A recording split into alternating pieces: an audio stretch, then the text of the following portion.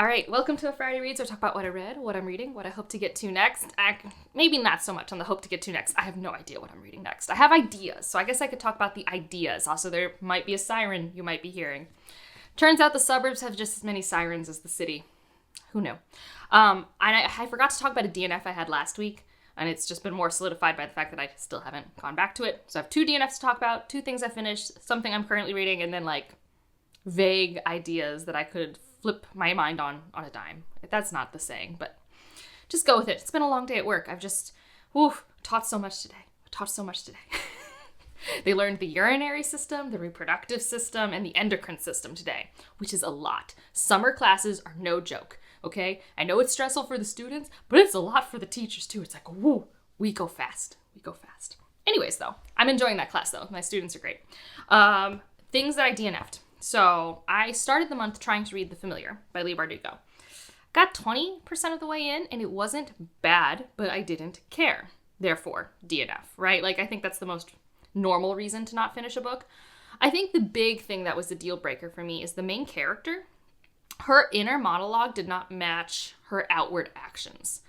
And it's not necessarily she thought something and did the other, but there were actions where I felt unprepared for what she did because it just didn't match the personality that she was internalizing. I also knew historical Spain's not my favorite area, not Spain specifically, but this historical Europe, not my favorite thing. So it was kind of fine. And then the character was fine and inconsistent. And I was just I wanted it to be a compulsive read. That's why I like Hellbent and Ninth House. I love those. They remind me of CW shows. They remind me of Buffy.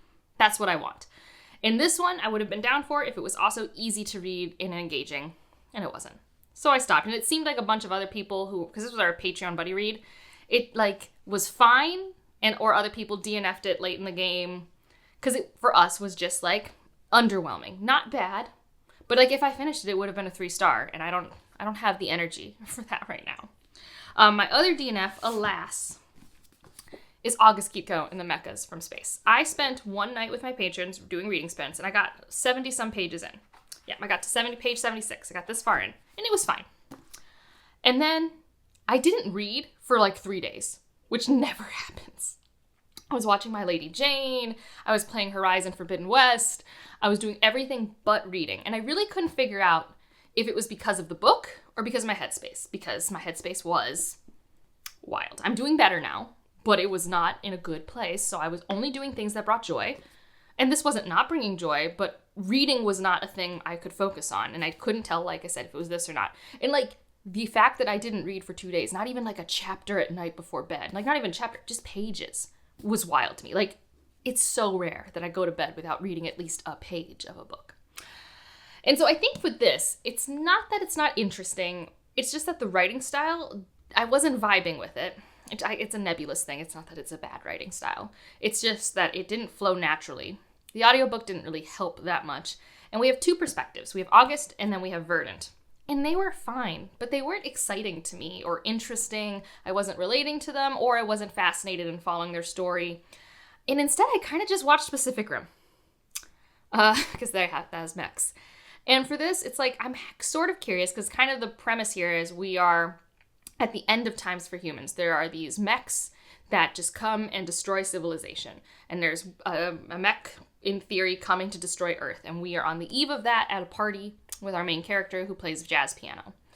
And for some reason, a mech decides to fight another mech and uses August as kind of this go-between. And that's the mystery. And I don't mind it. It's kind of curious, but it wasn't enough.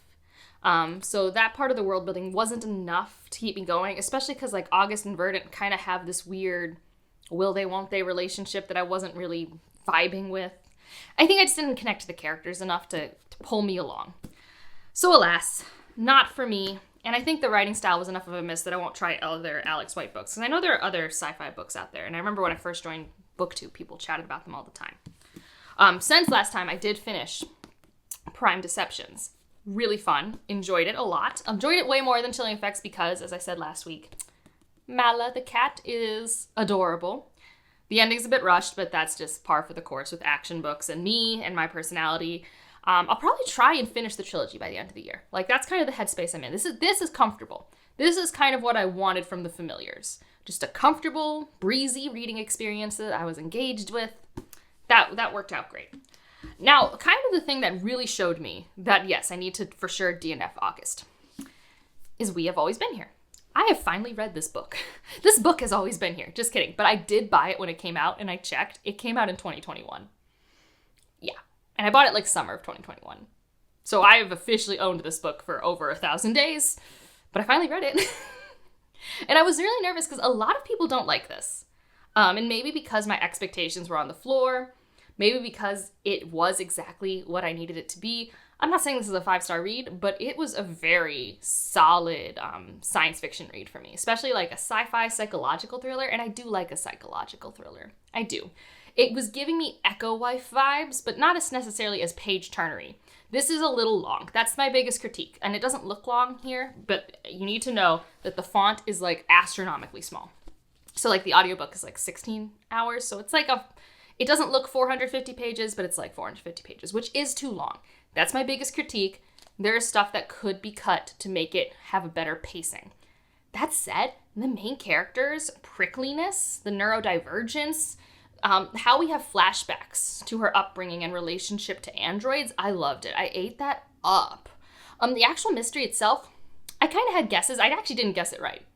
But like I had guesses early on. Like, I think this is happening. I don't really care if I'm right. Like, it was not about the reveal for me. It is like a closed circle mystery-ish where things are happening on a ship, so who's responsible sort of thing, and there's this anomaly on this planet they go visit. And you're like, what's happening? And purposefully our main character's not allowed to know things. And it's just kind of, it was fun. I enjoyed that mystery, but really I think it's because this was like a very prickly character. I'm not even sure if I like her. At first I was like, whoa, you are a lot, girl. You are a lot, honey. But it grew on me, and maybe it's because I have been so anxious. I mean, I feel like I'm always anxious, but I was particularly anxious. She's more anxious than me, and that was kind of cathartic. And I'm like getting to see someone, and then also her anxieties were well-founded after a while. So that was really interesting. I do think it loses steam a little bit at the end because of that whole length issue. Like, until I got to like the last 70 pages or so, where I was like, okay, we need to like wrap this up. I was like, this is like 4.5 stars. I really liked the world building. I liked I thought the world building was actually done really tightly for me. And I actually kind of liked the weird take on pseudoscience that happened in here. Like, I am someone who does not mind if science fiction chooses to play with real science and makes things up. And I thought what it did here was unique, and it was self-consistent and grounded, and I liked it. So this was surprising, but really confirmed why I needed to DNF this. Because this made me curious. This made me want to read when I really needed to read. Like, I just needed to escape. I needed to be in something that made me not think about where I was, right? You want an immersive experience? This immersed me. It also had some slight mixed media elements. We were looking at a video transcript. So we had like 2 flashbacks. So maybe if you don't like flashbacks, this isn't your book. We had one flashback back to this planet through video transcripts, and then we had the flashbacks of our main character and her upbringing on Earth. And it was just kind of fun. I enjoyed it. I forgot. So I was saying this reminded me of The Echo Wife and also The Deep Sky, which I liked. I think The Deep Sky is a better paced mystery thriller. But if you don't like the world building in that, I think this has better world building and better character interpersonal relationships compared to The Deep Sky, which is like also a book that like I don't love, but like scratched an itch. So that's what I have read, which honestly, impressive. I've watched the first 3 episodes of My Lady Jane. It's a fun time. I've started rewatching the My Adventures with Superman because I just love Superman. I just do. I'm a Superman apologist.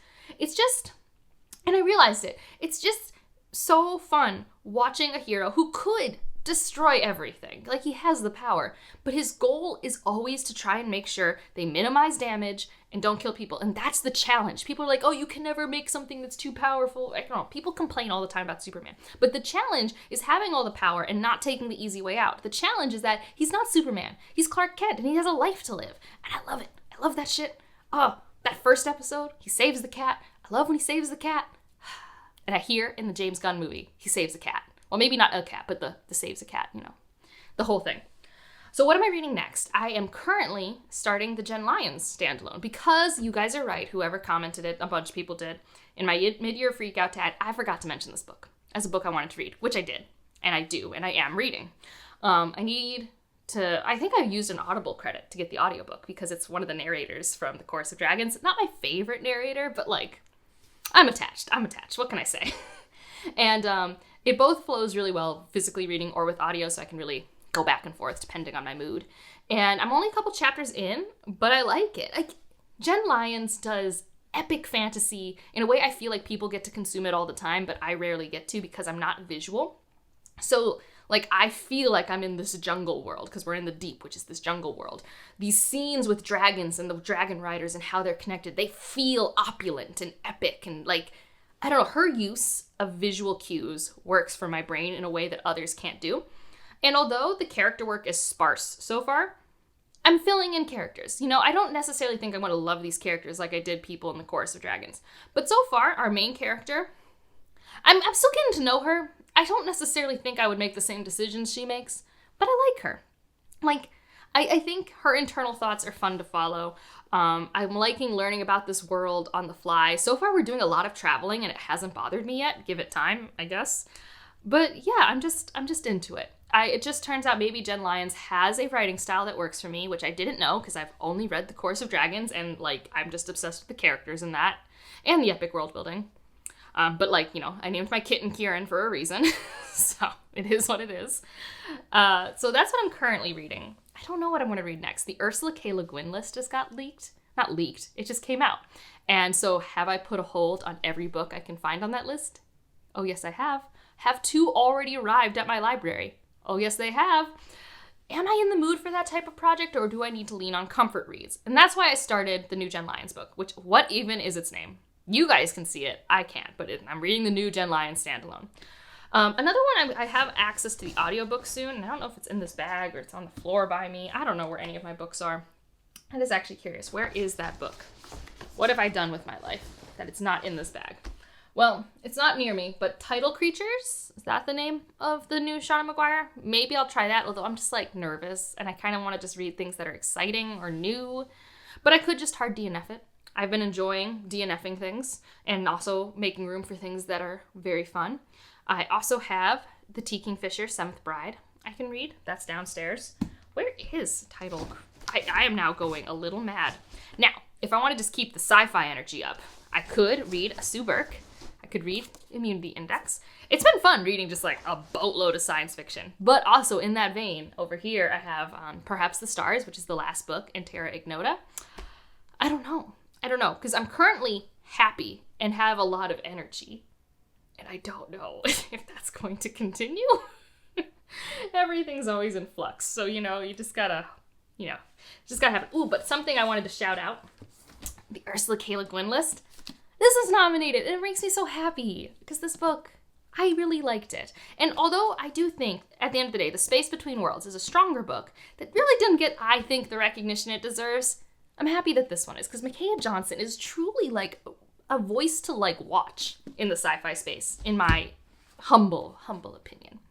Oh, I also bought, and I bought it because I really wanted the ebook to follow along with this time because it's long. Is it Mirror Dance by Bejeweled? I did buy that, so I have the Kindle, and I can get the audiobook, like, anytime. And this is a long Miles book. So, like, I'm curious, like, how does that work? I've just been reading 300-page adventure stories. Like, how's this one that's, like, kind of like 500 pages? How's that going to work? So, yeah, I have a lot of options. Let's just put it that way. I have no idea what I'm going to do. Why can't I? It's actually driving me crazy, probably, like, on camera. Like, I don't know where this book is. Did I bring it downstairs? I don't remember bringing it downstairs. And I have to be careful with my books now because Kieran eats them. Little demon. My little demon. My precious baby boy. He is so cute. I love him so much. But demon child. And for those of you who know, you know. All right. Otherwise, I don't have much to report. I'm probably just going to keep watching My Lady Jane and Superman. And all that. We did actually finally watch Shrinking. That was a time. That's why I didn't read a book for a day, because all we did for 24 hours was watch Shrinking, because we have wasted Harrison Ford on action films. Not that action films are bad, but it's like, he's really funny in a drama. Like a drama comedy. He's so funny. Like, we have wasted him, truly. It's kind of like when we all realized that Chris Hemsworth had comedic timing. Like, where was that for, like, movies? And now we get to use him in, like, all these fascinating roles. And so I'm glad we discovered that earlier with Chris Hemsworth. But I feel like we've just let Harrison Ford be the same character for, like, every movie for, like, a century. And, like, we could have had this glorious humor. And per usual, that ensemble cast, it's like the same writers as Ted Lasso. I love everyone in that cast so much. Love them. And the comedian who used to be on the Daily Show, Jessica, I don't remember her last name. She's in it and she's great as well. So that's my like media update. Friday reads. Let me know what you're reading, doing, watching. If you just want to leave an emoji to let me know you're here, leave a robot. Yes, for We Have Always Been Here, because androids played a huge role in that, and I enjoyed that. I wasn't expecting an android story, and I liked it. All right, otherwise, like if you liked it, subscribe if you want to, and I'll see you in the next one. Bye.